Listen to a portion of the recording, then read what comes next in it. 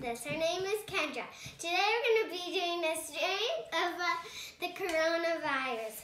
The first thing that you're going to be needing is pepper, some soap, and some water. The first thing that you do is you pour the water on your plate. And then you put the soap in the bowl. Just a little bit. And then you put the pepper in the water. Just a little bit. That's enough. Wait. A little bit more, actually.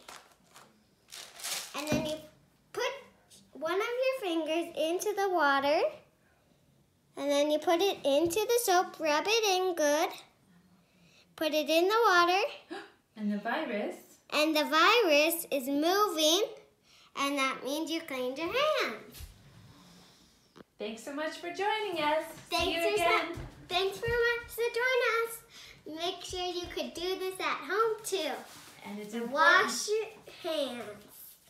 Bye.